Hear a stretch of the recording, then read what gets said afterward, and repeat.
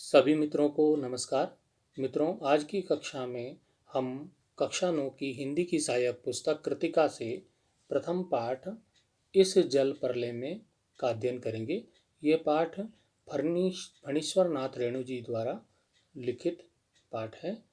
आइए अध्ययन करते हैं। मित्रों, पाठ काफ़ी लंबा है, आप धैर्यपूर्वक इस पाठ का पूरा अध्ययन करें। जब हम किसी पाठ को गहराई से बारीकी से समझेंगे तभी उसमें आए हुए छोटे छोटे प्रश्नों का उत्तर हम परीक्षा में दे पाएंगे। इसलिए मैं इस पाठ को पूरा यहाँ पर अध्ययन करने जा रहा हूँ। मैं सारांश रूप में भी बता सकता था, लेकिन सारांश से बहुत छोटे छोटे जो प्रश्न होते हैं वो क्लियर नहीं हो पाते, इसलिए इसका पूरा अध्ययन हम करेंगे। लेखक अपनी अपनी जो घटना है उसके बारे में वर्णन करते हैं। यहाँ पर पूरे पाठ में बाढ़ का वर्णन किया गया है कि उनके गांव में बाढ़ आई थी, उस समय का वर्णन यहाँ पर किया गया है। आइए देखते हैं। लेखक कहते हैं, मेरा गांव ऐसे इलाके में है जहाँ हर साल पश्चिम, पूरब और दक्षिण की कोसी, पनार, महानंदा और गंगा की बाढ़ से पीड़ित प्राणियों के समूह आकर पनाह लेते हैं। तो ये पनाह लेना मतलब शरण में आ जाना। तो यहाँ पर लेखक बताना चाह रहे हैं कि मेरा गांव ऐसी जगह पर है कि जो ये बहुत बड़ी बड़ी जो नदियाँ हैं, इनसे जब पीड़ित हो जाते हैं बाढ़ से लोग, तो वो मेरे गांव की तरफ शरण लेने आते हैं। सावन भादों में ट्रेन की खिड़कियों से सपाट धरती मतलब समतल जो है सपाट भूमि जो है पर गाय, बैल, भैंस, बकरों के हजारों झुंड मुंड देखकर ही लोग बाढ़ की विभीषिका का अंदाजा लगा सकते हैं कि बाढ़ कितनी भयानक है, इसका अंदाजा लगा सकते हैं। अब पर्ती क्षेत्र में जन्म लेने के कारण अपने गांव के अधिकांश लोगों की तरह मैं भी तैरना नहीं जानता, किंतु 10 वर्ष की उम्र से पिछले साल तक बॉय स्काउट, स्वयंसेवक, राजनीतिक कार्यकर्ता और रिलीफ वर्कर की हैसियत से बाढ़ पीड़ित क्षेत्रों में काम करता रहा हूँ।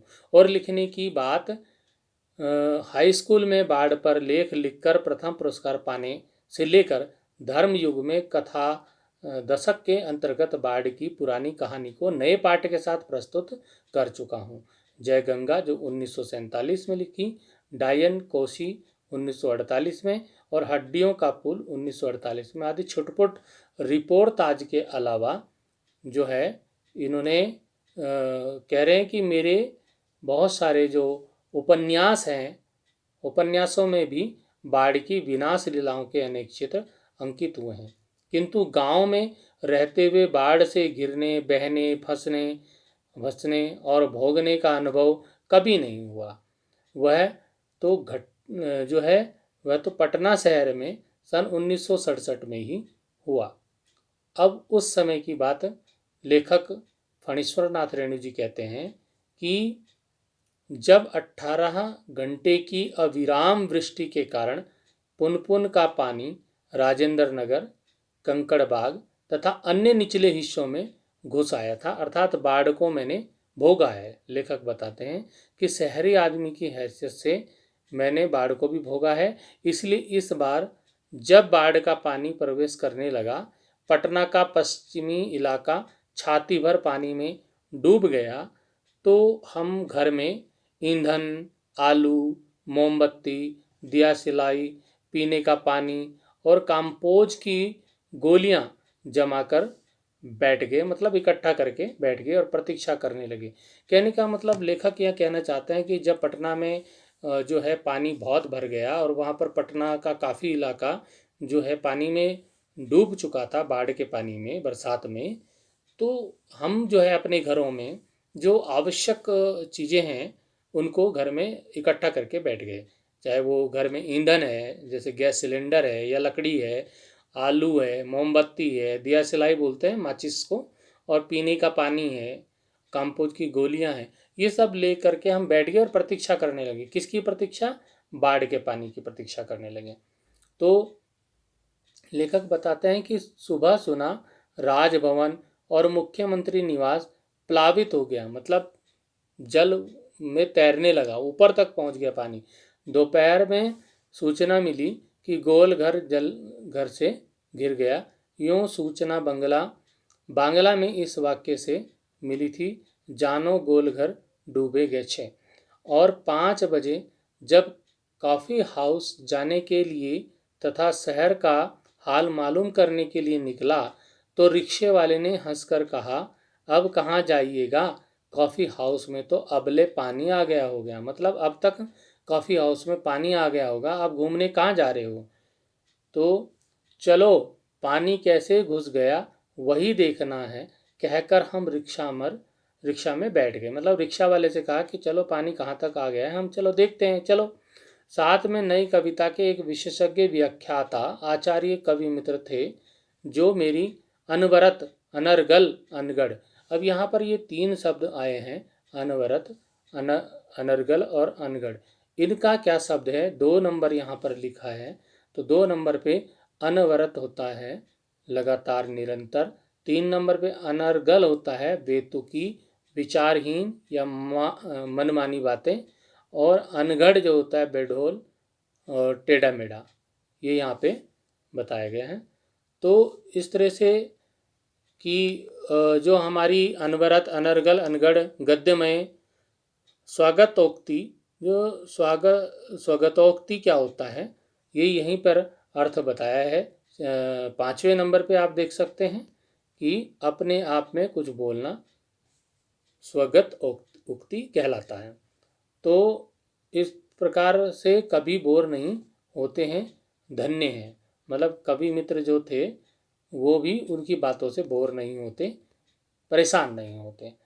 हम पाठ पढ़ रहे हैं इस जल परले में। तो अगले पेज पे चलेंगे। इसमें है कि motor, scooter, tractor, motorcycle, truck, टमटम, साइकिल, रिक्शा पर और पैदल लोग पानी देखने जा रहे थे। लोग पानी देखकर लौट रहे थे।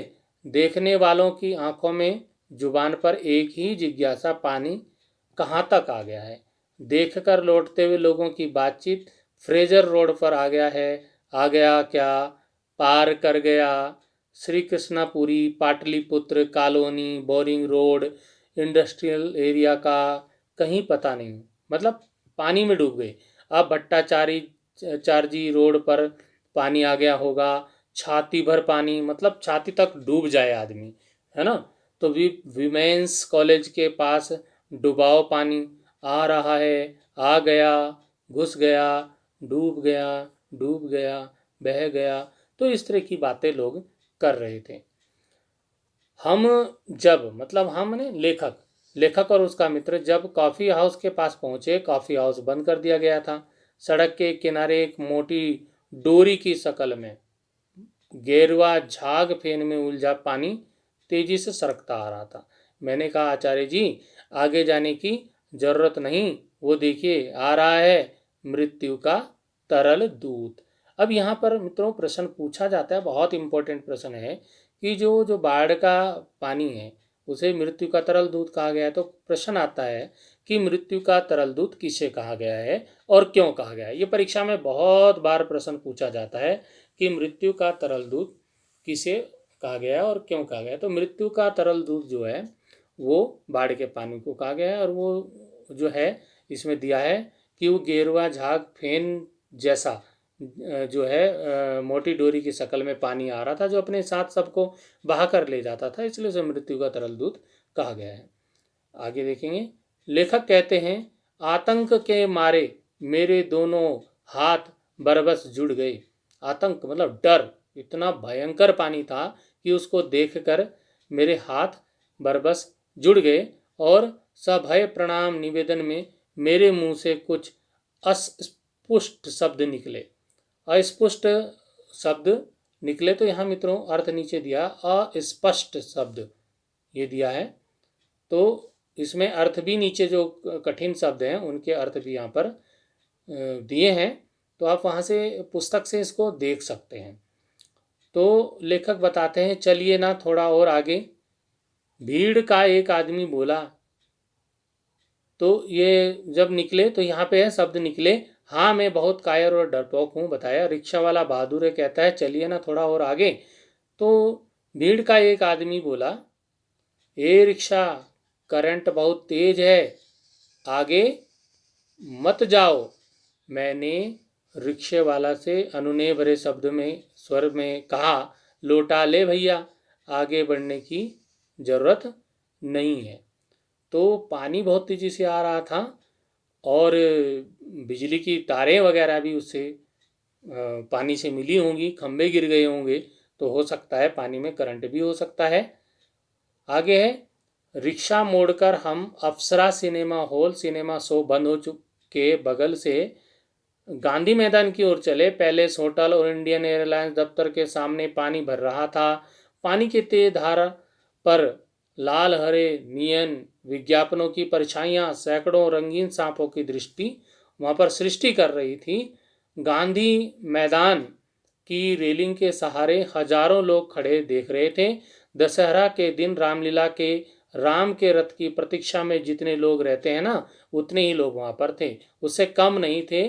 गांधी मैदान के आनंद उत्सव, सभा, सम्मेलन और खेल कूद की सारी स्मृतियों पर धीरे धीरे एक गैरिक आवरण पर आ रहा था। मतलब गैरिक होता है गहरे रंग का, जो है गहरे, जो मिट्टी वाला जो रंग होता है, वो आच्छादित हो रहा था, उसको जो है ढक रहा था वो।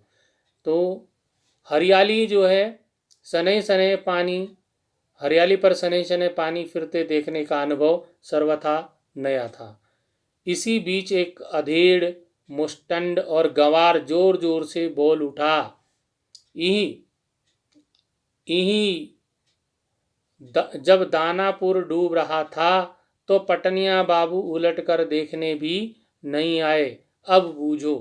तो लेखक कहता है कि उस समय वहीं पर एक अधेड़ मुस्टन गंवार किस्म का जो आदमी था, वो जोर जोर से बोल रहा था, यही वो मतलब वो एक किस्म से वो उनको कमेंट कर रहा था कि जो है, जब दानापुर डूब रहा था, जब दानापुर में बाढ़ आई थी तो पटना में नहीं आई थी, तो दानापुर में जब बाढ़ आई थी तो वो डूब रहा था, तो पटनिया बाबू लोग उलटकर देखने भी नहीं गए। मतलब पटना के जो लोग हैं वो वहाँ देखने भी नहीं गए थे। अब बूझो, अब देखो जब अपनी बारी आई, कहने का मतलब ये है। तो मैंने अपने आचार्य कवि मित्र से कहा, पहचान लीजिए, यही है वह आम आदमी जिसकी खोज हर साहित्य गोष्ठियों में होती रहती है। उसके वक्तव्य में दानापुर के बदले उत्तर बिहार अथवा कोई भी बाढ़ग्रस्त ग्रामीण क्षेत्र जोड़ दीजिए आप, तो वो आप, कहने का मतलब एक आम आदमी यही सोचता है कि जब हम लोगों पर जो विपदा आई, विपत्ति आई, तो तब कोई भी देखने नहीं आया, और आज इन पर विपत्ति आई तो कौन इनको देखेगा। शाम के 7:30 बज चुके थे और आकाशवाणी के पटना केंद्र से स्थानीय समाचार प्रसारित हो रहा था। पान की दुकानों के सामने खड़े लोग चुपचाप उत्कर्ण होकर सुन रहे थे। तो कहने का मतलब उत्कर्ण मतलब सुनने को उत्सुक, यहाँ पे अर्थ दे रखा है, उत्कर्ण हो गया सुनने को उत्सुक। तो पान की दुकान पे जो वहाँ पे रेडियो लगा था, पुराने ज़माने की बात है, तो रेडियो पे समाचार सुनते थे। तो पान की दुकान पे लोग चुपचाप होकर के, उत्सुक होकर के समाचार सुन रहे थे कि पानी के जो है कहाँ तक पहुँचा, बाढ़ कहाँ तक आ गई। पानी हमारे स्टूडियो की सीढ़ियों तक पहुँच चुका है और किसी भी क्षण स्टूडियो में प्रवेश कर सकता है। न्यूज़ वाला वहाँ पर बता रहा था और लोग न्यूज़ वहाँ पर सुन रहे थे, समाचार सुन रहे थे। समाचार दिल दहलाने वाला था, कलेजा धड़क उठा। मित्र के चेहरे पर भी आतंक की कई रेखाएं उभरी, किंतु हम तुरंत ही सहज हो गए, यानी चेहरे पर चेष्टा करके सहजता ले आए, क्योंकि हमारे चारों ओर कहीं कोई परेशान नजर नहीं आ रहा था। पानी देखकर लौटते हुए लोग आम दिनों की तरह हंस बोल रहे थे, बल्कि आज तनिक अधिक ही उत्साहित थे। हाँ, दुकानों में थोड़ी हड़बड़ी थी। नीचे के सामान ऊपर किए जा रहे थे, क्योंकि नीचे तो पानी भर सकता था, बाढ़ का पानी आ रहा था, तो सामान ऊपर लोग ले जा रहे थे। रिक्शा, टमटम, ट्रक, टेम्पो का सामान लादे जा रहे थे। खरीद बिक्री बंद हो चुकी थी। पान वालों की बिक्री अचानक बढ़ चुकी थी। आसन संकट से कोई प्राणी आतंकित नहीं दिख रहा था। तो आप ये यहाँ पे एक प्रश्न आता है मित्रों कि जब खरीद बिक्री बंद हो चुकी थी तो पान वालों की बिक्री अचानक क्यों बढ़ गई थी, ये प्रश्न आता है, बहुत इंपॉर्टेंट प्रश्न है। तो मित्रों, क्योंकि पान वालों की दुकानों पे रेडियो लगे हुए थे, आकाशवाणी से लोग समाचार सुन रहे थे, बाढ़ की खबरों को सुन रहे थे, तो इसलिए वहाँ पर लोगों की भीड़ बढ़ चुकी थी। तो ये आप उत्तर दे सकते हैं। पान वाले के आदमकद आईने में उतने लोगों के बीच हमारी ही सूरतें मुहर्रमी नज़र आ रही थी। मुहर्रम में मतलब मुझे से मुहर्रम के दिनों में दिखता है। तो मुझे लगा अब हम यहाँ थोड़ी देर में भी ठहरेंगे तो वहाँ खड़े लोग किसी भी क्षण ठठाकर हम पर हंस पड़ सकते थे, क्योंकि हम टेंशन में थे, कोई टेंशन नहीं कर रहा था। जरा इन बुज़दिलों का का हुलिया देखो, मतलब वो हंसी उड़ा सकते थे कि इनका हुलिया देखो, कैसे डर से कांप रहे हैं ये लोग समाचार सुन करके। अब क्योंकि वहाँ ऐसी बातें चारों ओर से उछाली जा रही थी, एक बार डूब ही जाए धनुष कोटि की तरह यह पटना लापता ना हो जाए कहीं। तो ये बताया यहाँ कि जो धनुष कोटि एक स्थान का नाम है, तो वहाँ वो डूब गया था पानी में, और तो उसी के बारे में बताया गया है, कहीं धनुष कोटि की तरह पटना भी कहीं लापता ना हो जाए। सब कोई बोल रहा था सब पाप धुल जाएगा। अब बातें तो लोग एक से एक करते ही है ना। चलो गोल घर के मुंडे पर ताश की गड्डी लेकर बैठ जाएं, बिस्कोमान बिल्डिंग की छत पर क्यों नहीं भाई, यही माकूल मौका है इनकम टैक्स वालों को। एन इसी मौके पर काले कारोबारियों के घर पर छापा मारना चाहिए, आसामी बामाल। तो इस तरह से बातें जो है लोग करते हैं और कर रहे थे। उन सभी बातों को जो सुना फणीश्वरनाथ रेणु जी ने, वो अपने इस जो है पाठ में लिख दिया। राजेंद्र नगर चौराहे पर मैगजीन कॉर्नर की आखिरी सीढ़ियों पर पत्र पत्रिकाएं पूर्वत बिछी हुई थी। सोचा एक सप्ताह की खुराक एक साथ ही ले लूं, मतलब एक सप्ताह की पत्र पत्रिकाएं साथ में ले लूं, पढ़ता रहूंगा, क्योंकि बाढ़ का पानी आ गया तो फिर कहाँ आना जाना हो नहीं पाएगा।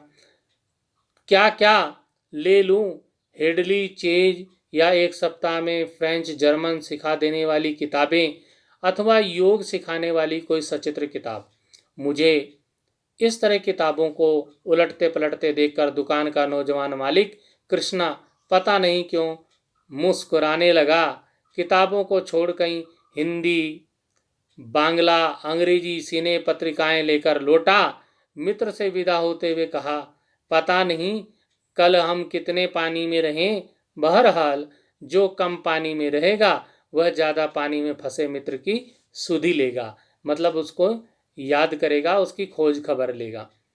फ्लैट में पहुंचा ही था कि जनसंपर्क की गाड़ी भी लाउड स्पीकर से घोषणा करती हुई राजेंद्र नगर में पहुंच चुकी थी। जो सरकारी गाड़ी थी वो भी पहुंच चुकी थी, घोषणा करती हुई, बताती हुई कि बाढ़ का पानी आ रहा है। हमारे गोलंबर के पास कोई भी आवाज़ चारों बड़े ब्लॉकों की इमारतों से टकराकर मंडराती हुई 4 बार प्रतिध्वनित होती है। लेखक बताते हैं कि जो उनके यहाँ कोई बात जोर से कोई लाउड स्पीकर में बोली जाती है तो वो प्रतिध्वनित होती है, दीवारों से टकराकर बार बार आवाज़ गूंजती है। सिनेमा अथवा लॉटरी की प्रचार गाड़ी यहाँ पहुँचते ही भाइयों पुकार कर एक क्षण के लिए चुप हो जाती है। पुकार मंडराती हुई प्रतिध्वनित होती है, भाइयों भाइयों भाइयों, मतलब 4 4 बार आवाज़ आती है। एक अलमस्त जवान रिक्शा चालक है जो अक्सर रात के सन्नाटे में सवारी पहुंचाकर लौटते समय इस गोलंबर के पास अलाप उठता है, सुन मेरे बंधु, सुन मेरे बंधु रे, सुन मोरे मितवा।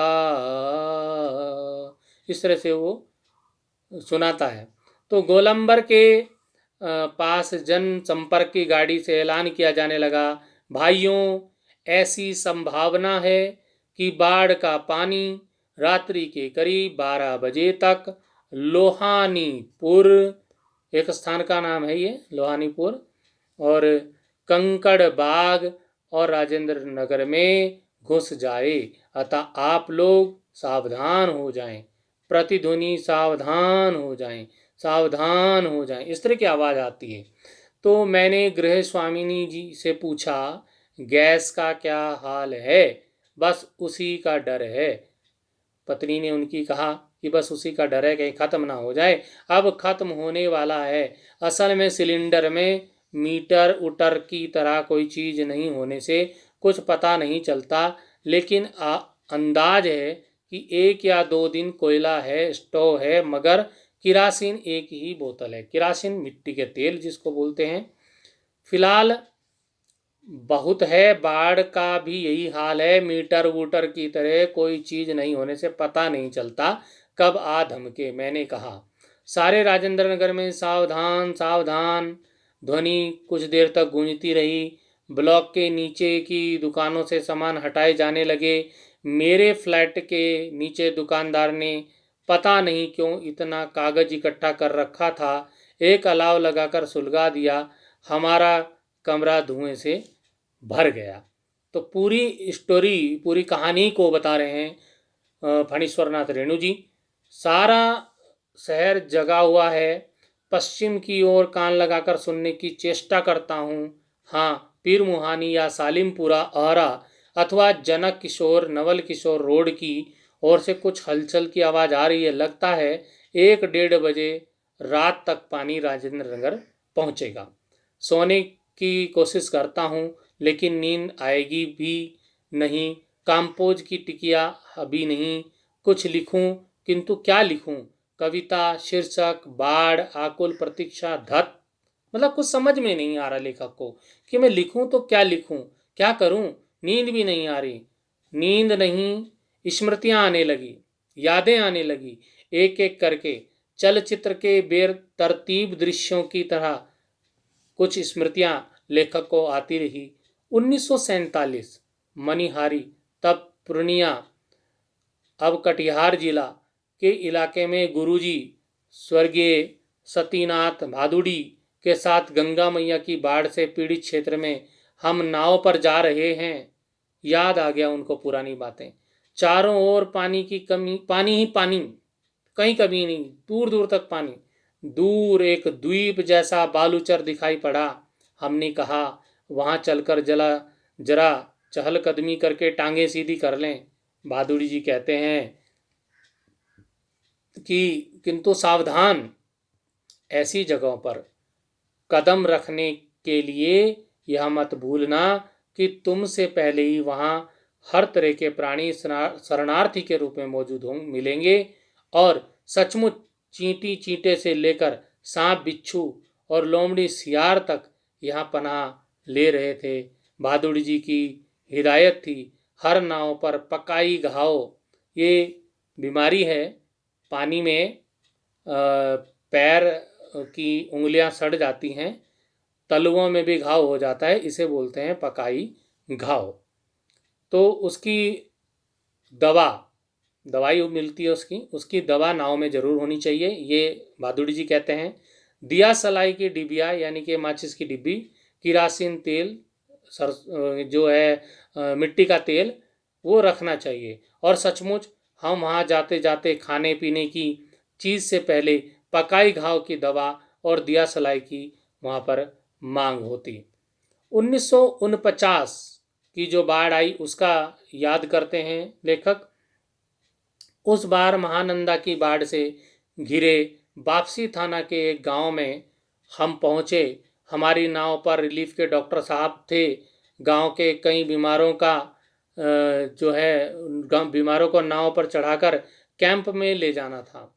एक बीमार नौजवान के साथ उसका कुत्ता भी कुई कुई कुई करता हुआ नाव पर चढ़ गया। डॉक्टर साहब कुत्ते को देखकर भीषण भयभीत हो गए और चिल्लाने लगे, अरे कुकुर नहीं, कुकुर नहीं, कुकुर को भगाओ। अब बीमार नौजवान छप से पानी में उतर गया। वे हमार कुकुर नहीं जाएगा तो हम हूं नहीं जाएगा। कहने का मतलब हमारा कुत्ता नहीं जाएगा तो हम भी नाव में नहीं जाएंगे। तो अगर हमारे कुत्ते को नहीं ले जाओगे तो मैं भी नहीं जाऊंगा, कहने का अर्थ ये है। तो फिर कुत्ता भी छपाक पानी में गिर गया। अब जैसे मालिक नाव से उतरा तो कुत्ता भी छपाक से पानी में बाहर आ गया। हमारा आदमी नहीं जाएगा तो हमहू नहीं जाएगा। मतलब ऐसा लगा जैसे कुत्ता ये कह रहा है कि हमारा आदमी नहीं जाएगा तो हम भी नहीं जाएगा, जैसे कि नौजवान ने कहा हमारा कुत्ता नहीं जाएगा तो हम भी नहीं जाएगा। तो ऐसा लगा जैसे कुत्ता कूदा और उसने भी मन से ये कहा हो कि हमारा आदमी नहीं जाएगा तो हम भी नहीं जाएंगे। परमान नदी की बाढ़ में डूबे हुए एक मुसहरों की बस्ती में मुशहरी होते हैं। तो मुशहरी जो है में हम राहत बांटने गए।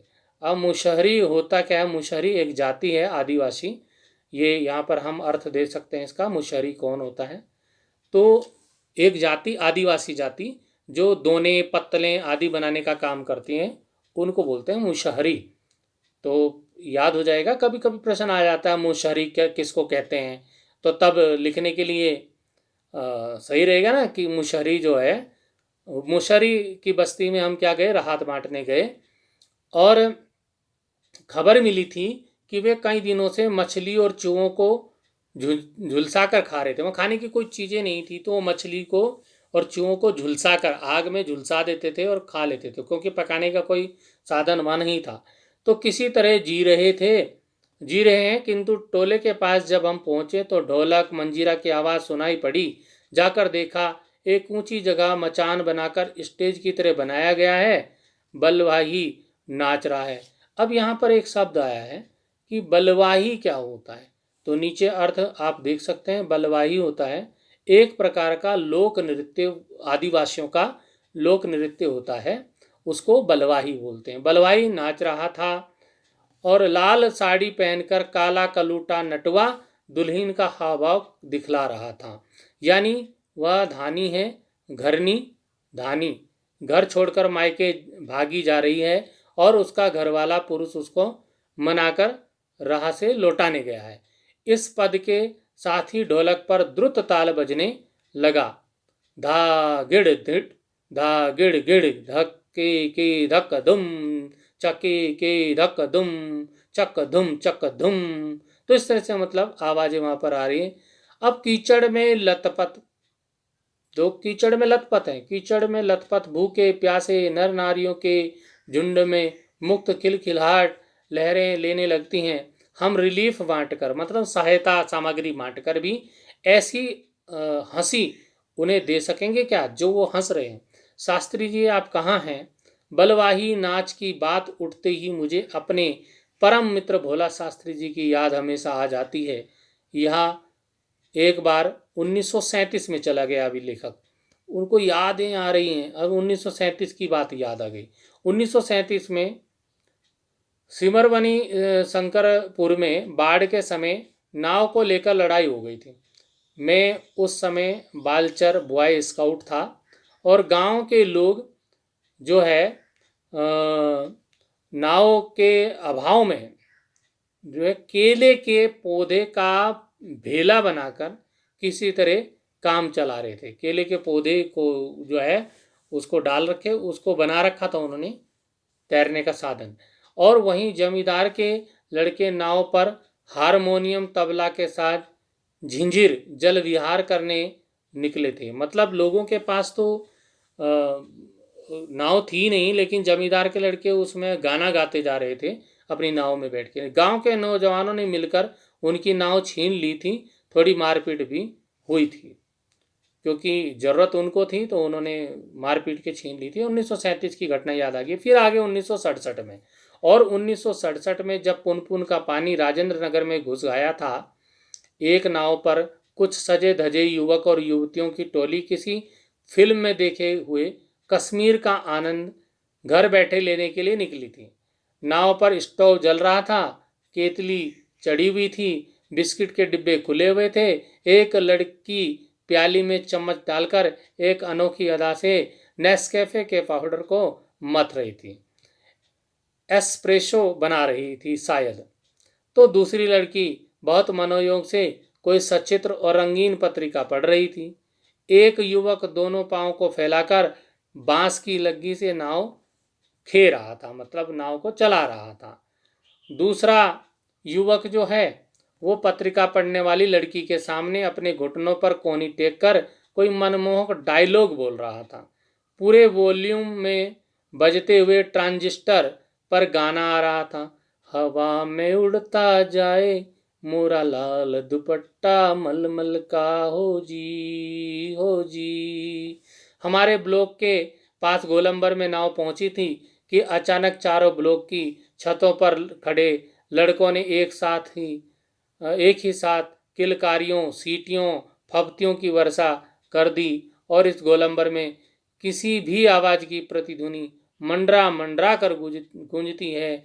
सो सब मिलाकर स्वयं की जो ध्वनि संयोजन हुआ उसे बड़े से बड़े गुणी संगीत निर्देशक बहुत कोशिश के बावजूद नहीं कर पाते। उन फूहड़ युवकों की सारी एग्जिबिशनिज्म तुरंत छूमंतर हो गई और युवतियों के रंगे लाल लाल होंठ और गाल काले पड़ गए। नाव पर अकेला ट्रांजिस्टर था जो पूरे दम के साथ मुखर था। नैया तोरी मंझधार होशियार होशियार, काहो राम सिंगार पनिया आ रही लो है ना आ रही लो है। अब 2:30 बज गए मगर पानी अब तक आया नहीं। लगता है कहीं अटक गया अथवा जहां तक आना था आकर रुक गया अथवा तटबंध पर लड़ते हुए इंजीनियर थे इंजीनियरों की जीत हो गई शायद, या कोई दैवी चमत्कार हो गया। नहीं तो पानी कहीं भी जाएगा तो किधर से? रास्ता तो इधर से ही है। चारों ब्लॉकों के प्राय सभी फ्लैटों की रोशनी जल रही है, बुझ रही है, सभी जगे हुए हैं। कुत्ते रह रहकर सामूहिक रुदन कर रहे हैं। कुत्ते तो रात को रोते ही हैं और उन्हें राम सिंगार की मंडली डांट कर चुप करा देती है। चुप चुप मतलब कुत्तों को चुप चुप चुप मतलब चुप करा रहे हैं। लेखक कहता कि मुझे अचानक अपने उन मित्रों स्वजनों की याद आ गई जो कल से ही Pataliputra colony Shri Krishnapuri Boring Road के अथाह जल में घिरे हुए हैं। जितेंद्र जी, विनीता जी, बाबू भैया, इंदिरा जी पता नहीं कैसे हैं, किस हाल में हैं वे। तो पुराना ज़माना है, उस समय फ़ोन वगैरह तो थे नहीं कि जो फ़ोन करके हालचाल पता कर लो। तो अब वो पता ही नहीं चल रहा लेखक को वो किस हाल में हैं। शाम को एक बार पड़ोस में जाकर टेलीफोन करने के लिए चोंगा उठाया। बहुत देर तक कई नंबर डायल करता रहा। उधर सन्नाटा था, एकदम सन्नाटा।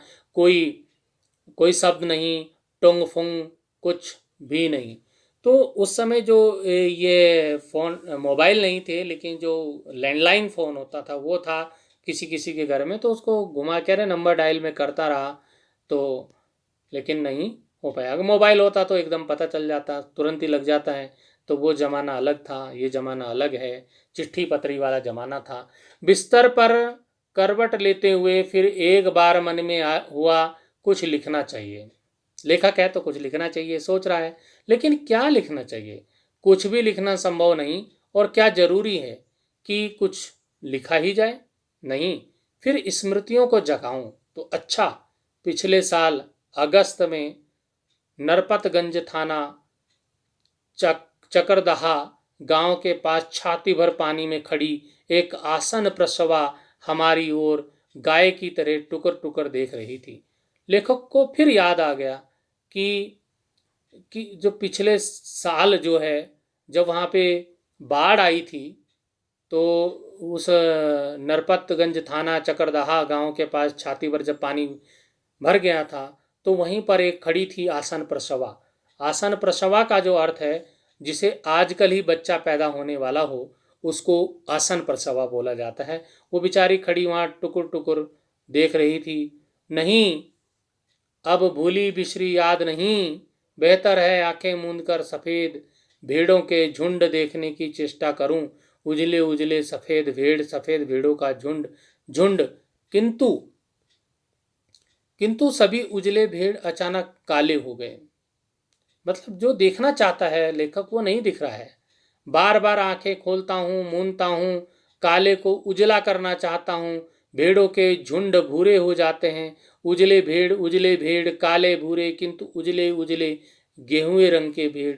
क्योंकि उसको क्या दिख रहा है, बाढ़ का पानी दिख रहा है, बिल्कुल मिट्टी से लगा हुआ, मिट्टी घुली हुई मिट्टी वाला पानी। तो उसे सफेद भेड़ भी नहीं दिखाई दे रहे हैं। ओई ध्याखो ऐसे गेले जल, झकझोर कर मुझे जगाया गया।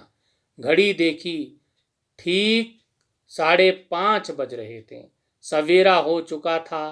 आ रही लऊ आ रही लऊ है पनिया, पानी आ गए लऊ।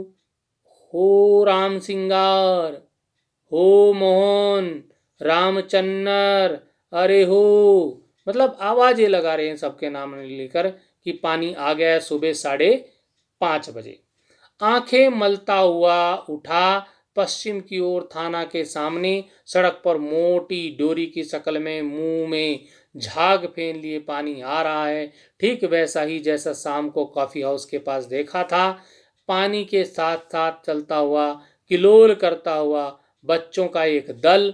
उधर पश्चिम दक्षिण कोने पर दिन भर अतिथिशाला से और आगे बस्ती के पास बच्चे कूद क्यों रहे हैं? नहीं, बच्चे नहीं, पानी है। वहाँ मोड़ है, थोड़ा अवरोध है, इसलिए पानी उछल उछल रहा है।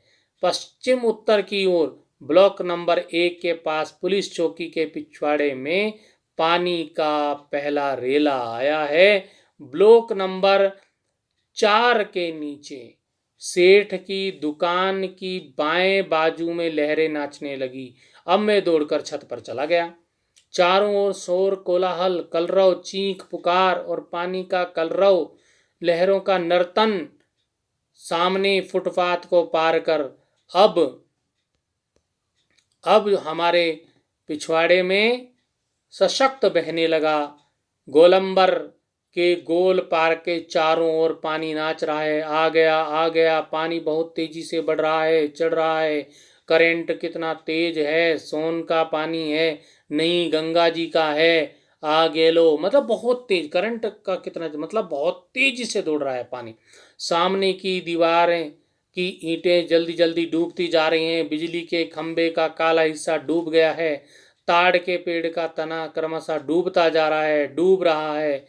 अभी यदि मेरे पास मूवी कैमरा होता, फिर लेखक कहता है अभी मेरे पास, जैसे आजकल मोबाइल हैं, कैमरे हैं, उस ज़माने में बहुत कम हुआ करते थे कैमरे, मोबाइल तो होते ही नहीं थे। तो यदि मेरे पास मूवी कैमरा होता, अगर एक टेप रिकॉर्डर होता, बाढ़ तो बचपन से ही देखता आया हूँ, किंतु पानी का इस तरह आना कभी देखा, अच्छा हुआ। कभी नहीं देखा था उन्होंने बाढ़ का पानी इस तरह का, तो अच्छा हुआ जो रात में नहीं आया, नहीं तो भय के मारे ना जाने मेरा क्या हाल होता। देखते देखते गोल पार्क डूब गया, हरियाली लोप हो गई। अब हमारे चारों ओर पानी नाच रहा था। भूरे रंग के भेड़ों के झुंड, भेड़ दौड़ रहे हैं। भूरे भेड़, वह चाय वाले की झोंपड़ी चली गई। काश मेरे पास एक मूवी कैमरा होता। बस लेखक को इस बात का मलाल है, दुख है कि उसके पास मूवी कैमरा नहीं है। एक टेप रिकॉर्डर होता तो क्या होता? फिर लेखक कहता है क्या होता? कुछ भी नहीं। कलम थी, वह भी चोरी चली गई। अच्छा, कुछ भी नहीं मेरे पास। लेखक कहते हैं कि अच्छा है जो इस समय मेरे पास कुछ भी नहीं है। तो इस प्रकार से लेखक ने बाढ़ का जो है ऐसा वर्णन किया है कि हमारे सामने बाढ़ का दृश्य उभर कर आता है। तो इस कार्य में फणीश्वर नाथ रेणु जी पूर्ण तरह से सफल हुए हैं। शब्द चित्र हमारे सामने उपस्थित कर दिया है। मित्रों, वीडियो काफ़ी लंबा हो गया है। प्रश्न अभ्यास हम अगले वीडियो में कराएंगे और कुछ एक्स्ट्रा क्वेश्चन जो सीबीएसई के छात्रों के लिए बहुत ही महत्वपूर्ण है, उनको भी हम लेकर यहाँ पर उपस्थित होंगे। तो अभी मित्रों, हमने जो ये काफ़ी बड़ा पाठ था हमारा इस जल प्रलय में, पूरी बाढ़ का जो शब्द चित्र फणीश्वर नाथ रेणु ने दिया, उसका हमने यहाँ पर अध्ययन किया। और मित्रों, किसी भी बात को, किसी भी पाठ को गहराई से समझने के लिए, बारीकी से समझने के लिए उसका पूरा अध्ययन करना बहुत ज़रूरी है। तो आप इस पाठ का पूरा अध्ययन करें, तभी आप छोटे छोटे प्रश्नों के उत्तर दे पाएंगे और आगे चलकर वो आपके बहुत काम आएंगे। धन्यवाद।